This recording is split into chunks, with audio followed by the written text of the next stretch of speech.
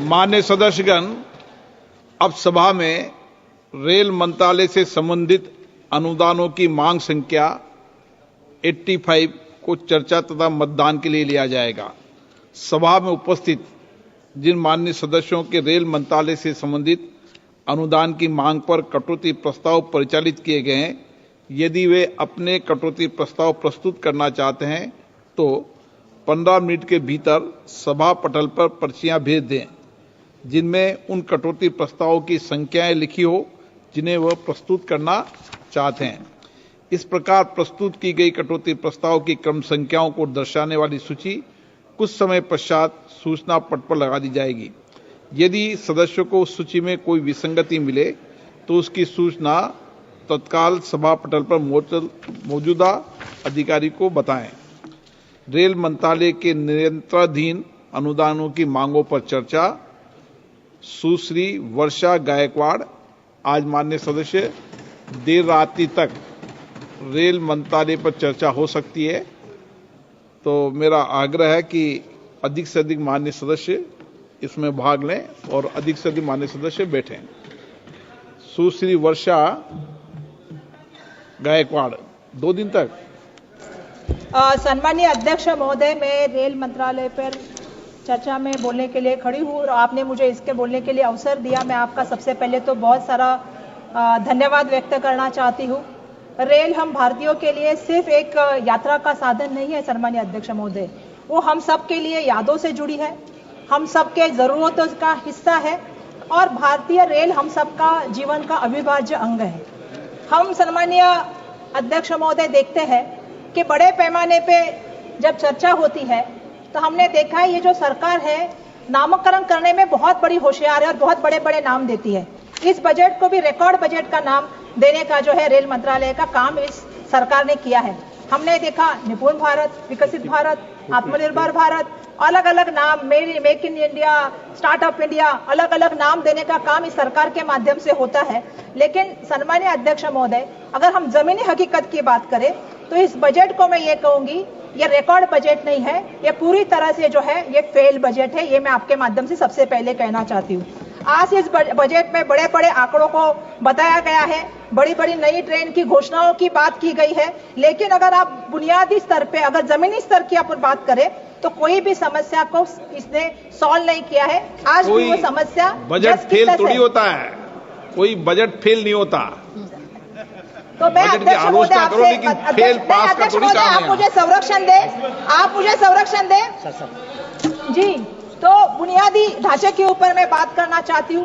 मैंने देखा जब भी मैं संसद में आई तब से मैं देख रही हूँ, मुझे ऐसा लग रहा है हर चीज जो है 2014 के बाद से ही हुई है।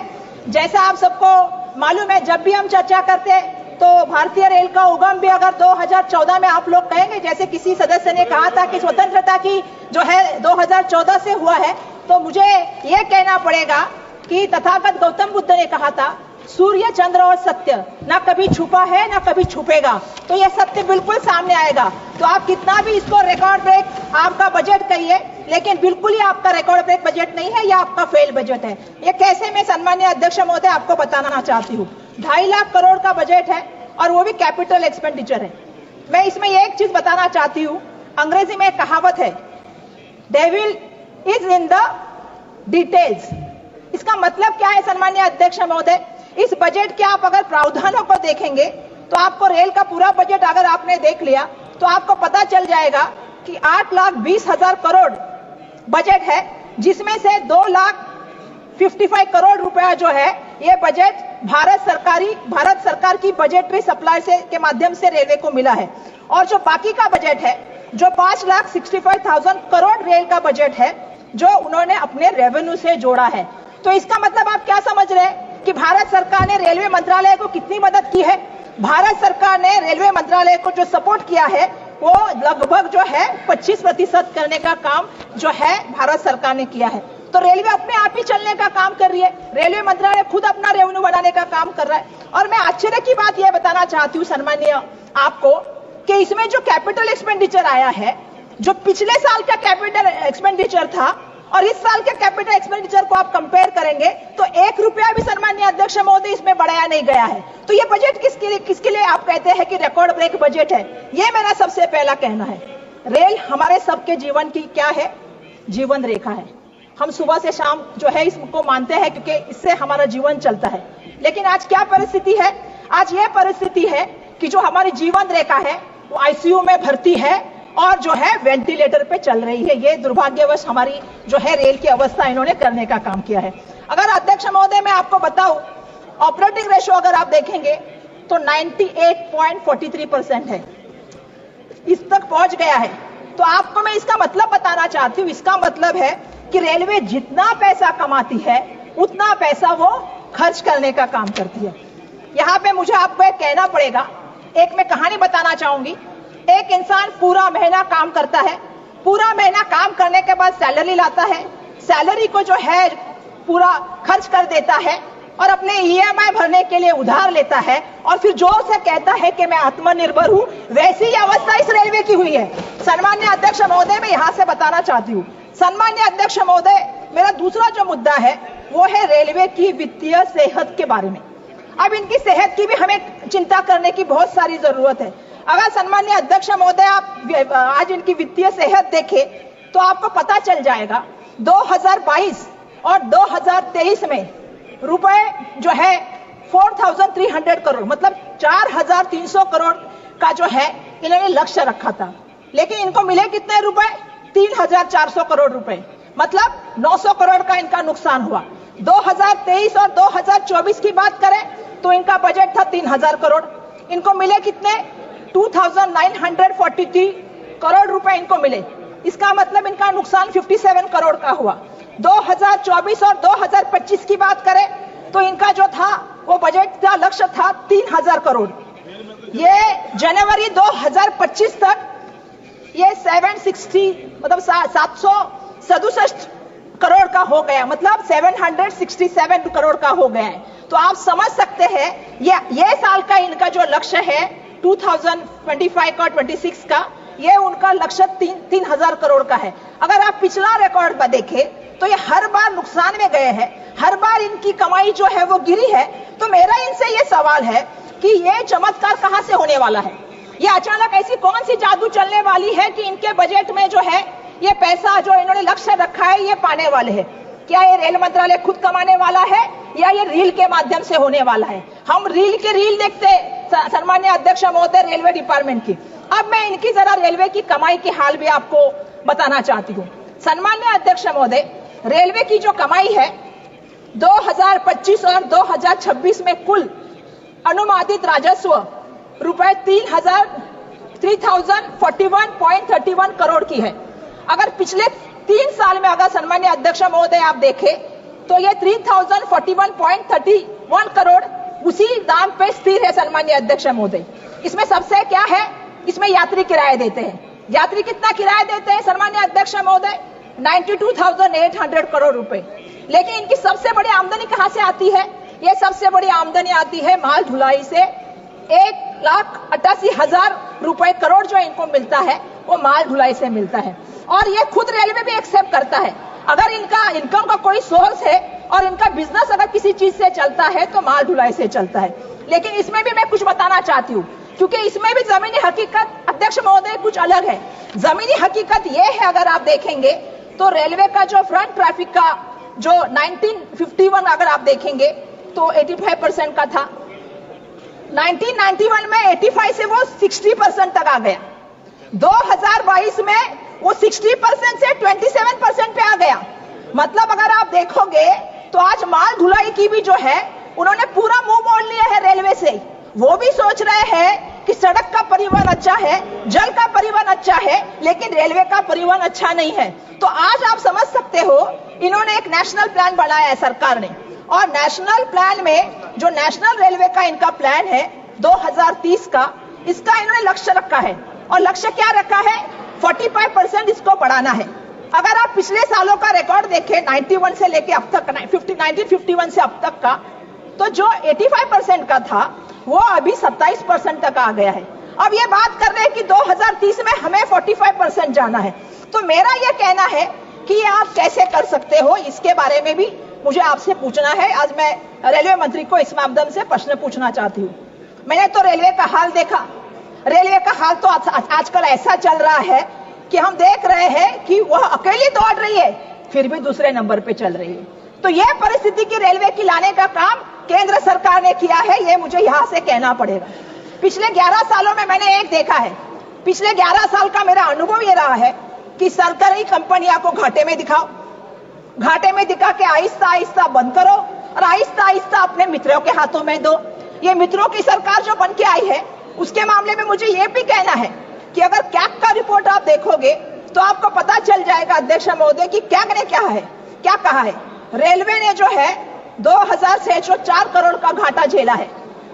2604 करोड़ का घाटा, ये आपको समझना पड़ेगा, क्योंकि आहिस्ता आहिस्ता घाटा करके, और मैं बताना चाहती हूं 3200 करोड़ के कर्ज के प्रति जो है इन्होंने ब्याज दिया है, अतिरिक्त ब्याज। वो ब्याज कितना है अतिरिक्त सन्मान्य अध्यक्ष महोदय?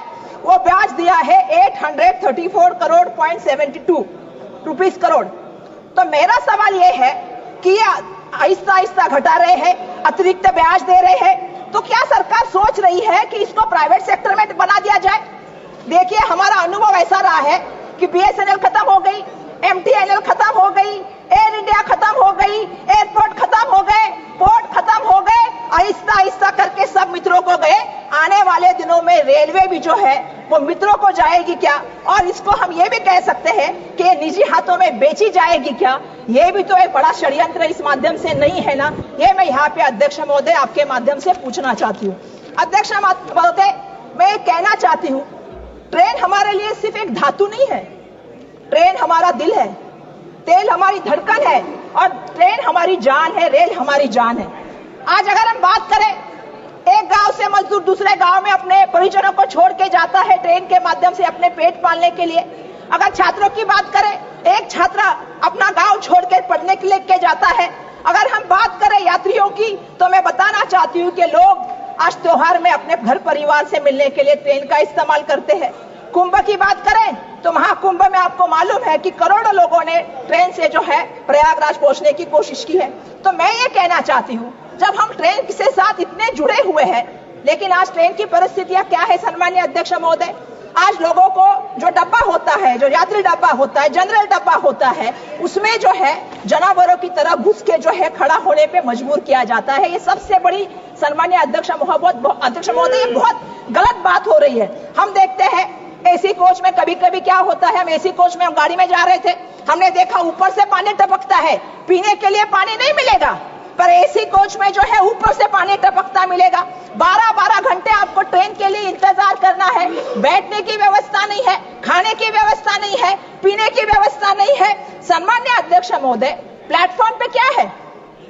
प्लेटफॉर्म पे गंदगी के बड़े से बड़े जो है अंबार खड़े हैं। सुरक्षा की बात हम क्या करें? सुबह हमारी लड़कियां ट्रेन में गई थी 7 बजे, उसके ऊपर बलात्कार हुआ, तो सुरक्षा की व्यवस्था क्या है?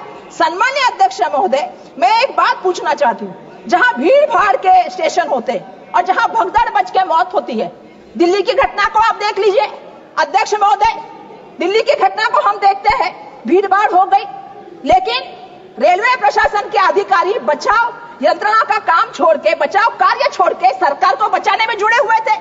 हमारी बात पत्रकारों तक नहीं जानी चाहिए, हमको उसको नकारना है, हमको इसको बोलना नहीं है, हमको इसको छुपाना है। यह बचाव कार्य रेलवे के प्रशासन के माध्यम से चालू था। आनंद फानन में रात को मुआवजा दिया गया, जिनकी मौत हुई, जो घायल हुए, जो आहत हुई, उसका कोई भी जो है सन्मान्य अध्यक्ष महोदय बात लोगों के सामने नहीं आई। हमने अयोध्या स्टेशन में देखा, हमने प्रयागराज स्टेशन में देखा, ये क्या चल रहा है? ये सब क्या चल रहा है? ये मैं आपके माध्यम से पूछना चाहती हूँ सन्मान्य अध्यक्ष महोदय। जब वक्त आता है तो खुद की पाट तपतपाते हैं, जो वक्त आता है तो रील बना के डालते हैं, और जब ऐसा समय आता है तो चुप्पी क्यों साधते हैं? ये भी मेरा इनके माध्यम से सवाल है कि इनको इस पे भी बोलना पड़ेगा सन्मान्य अध्यक्ष महोदय। पिछले दिनों हमने महाराष्ट्र में घटना देखी, एक जलगांव की घटना हुई, एक पुष्पक एक्सप्रेस जा रही थी मुंबई की तरफ, और वहां पे अचानक से भगदड़ मच गई कि कहां गया, ट्रेन में आग लगी है, ट्रेन में आग लगी है। लोग कूद गए ट्रेन से बाहर, सामने जो है वहां से बेंगलोर एक्सप्रेस आ रही थी, उसके नीचे लोग कुचले गए। 13 लोगों की मौत हो गई, इसका जिम्मेदार कौन है सन्मान्य अध्यक्ष महोदय, मुझे आपसे पूछना है। अगर वहां पे कोई कम्युनिकेशन नहीं की माध्यम नहीं है तो ट्रेन के अपघात आप कैसे रोक सकते?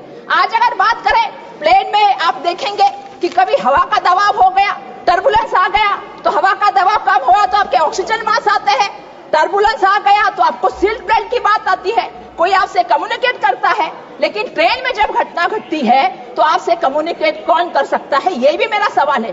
सन्मान्य अध्यक्ष महोदय, हमारे परेल में एक घटना हुई, प्लेटफॉर्म पे चर्चा हुई, प्लेटफॉर्म में एक अफवाह फैली और लोग भागते भागते गए, एक दूसरे के ऊपर चलते गए। ऐसी घटनाओं में जो मौत होती है उसका जिम्मेदार सरकार को रहना चाहिए, ये मेरा यहां से सन्मान्य अध्यक्ष महोदय कहना है।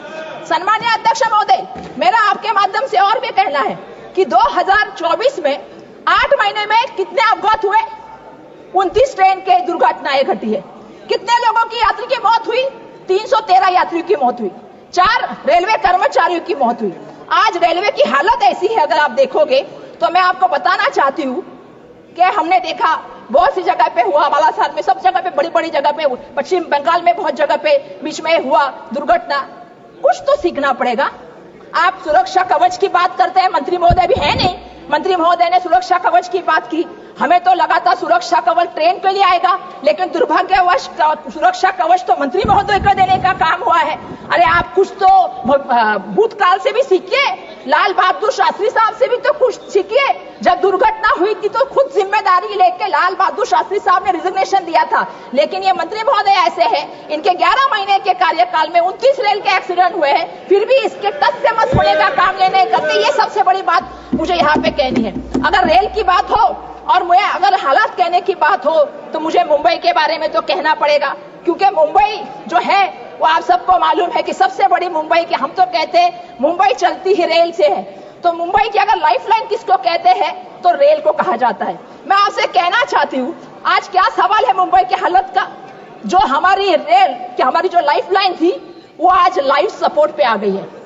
मेरा मंत्री महोदय नहीं है, नहीं तो मैं मंत्री महोदय को आह्वान करना चाहती थी, चलिए मेरे साथ सुबह 7 बजे चर्चगेट स्टेशन के बाहर, चलिए आप विरार से चर्चगेट आइए, आप कल्याण से सीएसटी आइए और शाम को वापस मेरे साथ उसी ट्रेन में चलिए।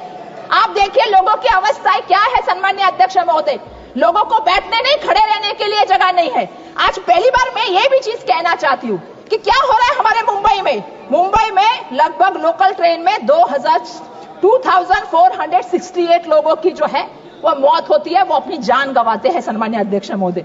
और मैं उसमें भी कहना चाहती हूँ, उसमें से उसके साथ 1151 लोग ये कैसे मरते मालूम है? ये पटरी से चलते हुए, पटरी बदलते हुए मरते हैं। आज भी हमारी समस्या क्या है? हमारे पास ओवरहेड का ब्रिज नहीं है। आज भी 12-12, 15-15 घंटे ट्रेन लेट हो जाती है, लोग पटरियों से चल के जाते हैं। तो इनकी सुरक्षा कौन करेगा? इनकी रक्षा कौन करेगा? सन्मान्य अध्यक्ष महोदय, मुंबई के ट्रेन के अपघात में 2697 लोग घायल होते। तो ये परिस्थिति मुंबई की है, जो मुंबई देश की आर्थिक राजधानी, जो देश में आप सभी लोग मुंबई को देखते हैं। मैं एक कहना चाहती हूँ कि इसके मामले में मैं कहना चाहती हूँ कि सरकार इतना पैसा देती है, सरकार 1 लाख करोड़ रुपया सुरक्षा के लिए देती है, तो ये सुरक्षा होती किसकी है? जब लोग पटरी पे सुरक्षित नहीं, स्टेशन पे सुरक्षित नहीं, अगर हम देख के बाहर गांव में जाए तो हर ट्रेन को दरवाजे होते हैं, हमारे ट्रेन को दरवाजे नहीं होते, हमारे लोग गिरते हैं। तो ये सुरक्षित नहीं है तो किसके लिए 1 लाख रुपया खर्चा करती है? इसकी भी चौकसी होनी चाहिए। आपको समझनी पड़ेगी कि एक एक जान अनमोल है, एक एक जान की कीमत है। घर से इंसान बाहर निकलता है तो घर परिवार ये सोचता है कि मेरा बच्चा घर में आएगा कि नहीं आएगा। तो सरकार इस मामले में थोड़ा बहुत तो एहसास रखती है क्या? ये भी सन्माननीय अध्यक्ष महोदय, मेरे आपके माध्यम से ही सरकार को सवाल है, थोड़ा तो संवेदनशील हो जाइए, थोड़ा तो लोगों के बारे में सोचिए। ये मेरा इनसे यहाँ पे कहना है। हम कहते हैं कि भारतीय रेल का जो नेटवर्क है वो देश में नहीं, पूरे दुनिया में 4थे नंबर का है। हमारी पूरी दुनिया में हमारी भारतीय रेल 4थे नंबर का बड़ा नेटवर्क रखती है, और सबसे बड़ी आबादी का देश भी किसके पास है तो हमारे देश के पास है। लेकिन आज क्या परिस्थिति है सन्माननीय अध्यक्ष महोदय? परिस्थिति ऐसी है, 140 करोड़ लोग हैं हमारे देश में और ट्रेनें कितनी है? 13,000। तो अगर इसका कैलकुलेशन आप करें तो आपको पता चल जाएगा हर ट्रेन पर 1,07,000 हर ट्रेन में 1,07,000 लोगों का उसके ऊपर भार है, बोझा है।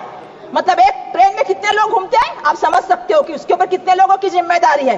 तो ये मैं बोलना चाहती हूँ, हमारे मराठी पिक्चर सैराट में अभी 5 मिनट आते 2 मिनिट हमारे मराठी पिक्चर में एक डायलॉग था, क्या था, मराठी मध्ये बोलू का इंग्लिश मध्ये सांगू, मराठी इंग्लिश में समझते कि नहीं। अब मुझे बोलना पड़ेगा ये हिंदी का सफर है कि इंग्लिश का सफर है, SUFFER। तो ये इंग्लिश का सफर है, लोगों को इससे जो है वो तकलीफ सहनी पड़ती है। दूसरी तरफ आप दाम की बात करें, अगर हम फ्लाइट से जाएं, 2 महीने पहले मुंबई से दिल्ली की फ्लाइट लें तो कितनी प्राइस है उसकी, 4,500 रुपए।